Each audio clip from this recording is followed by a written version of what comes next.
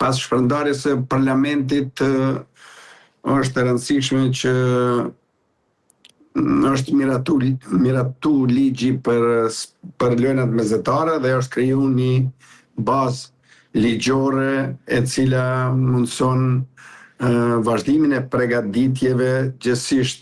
në realizimin e projektit lojnat mesdhetare Prishtina 2030. Kjo është e rëndësishme. Sa do të ndikojë shpërndarja e parlamentit, unë po mendoj që e rëndësishme është që ligji për lojnat mesdhetare ka kalu, kjo ka qenë e rëndësishme dhe pse kemi qenë shumë shpesh të akuzum se po mundohemi shpejt e shpejt me i kalu ligjit, ka qenë domosdoshme që kjo të kalojë në shpejtësi për shkak të kohës dhe dinamikës e planifikimeve që janë sipas master planit të organizimit të lojnave mesdhetare. Dhe po mendoj që tani kemi bazë ligjore, por unë shpresoj se do të kemi afat të mjaftueshëm që përfundojmë të gjitha objektet, të gjitha infrastrukturën sportive e cila parashihet që do të mundson të realizimin e këtij projekti që është ndoshta më i madhi kur është në pyetje organizimi i një eventi sportiv në nivelit ndërkombëtar, sepse në këtë garë do të marrin pjesë 3 kontinente dhe për herë të parë organizon një shtet që nuk ka dalje në det, për herë të parë organizohet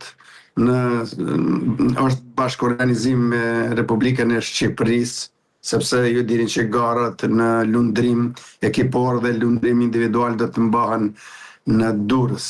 Dhe këto janë specifikat, gjithsesi karakteristikat e këtyre garave. Duhet me cek edhe një gjë që garat lojnat mesdhetare organizohen sipas master planit MCG-o, që e organizon dhe ku janë edhe antarët ndërkombëtar, kurse qeveria gjithsesi politika në këtë moment është vetëm suportues në përgatitjen e infrastrukturës. Nuk merret me organizimin, ne nuk jemi shtet shumë i madh, na duhet me ndërtu infrastrukturën e cila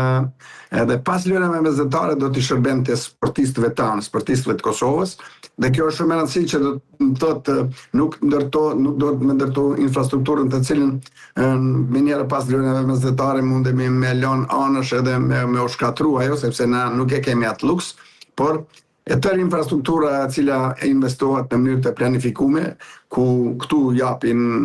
kontribut të veçantë sportistët, neve si sportistë unë njeni prej tyre, dhe në këtë drejtim kemi bisedu me ministrin dhe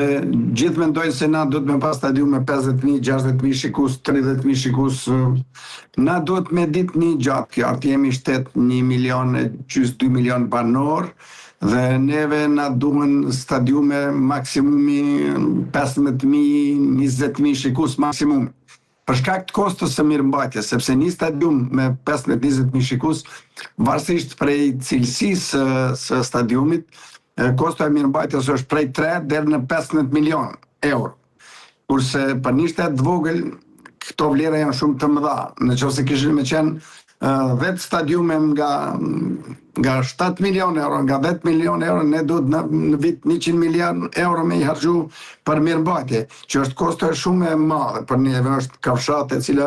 shumë e madhe, vështirë përballohet. Prandaj, nëse dojmë na duhet spari duhet kemi stadiume të cilët në cilët do të plotësojnë kriteret për hapjen dhe mbylljen e lojrave mesdhetare, dhe në këtë drejtim kemi punu edhe po punojmë që atë stadiumi Adem Jasharit jetë stadium i cili do të jetë i gatshëm për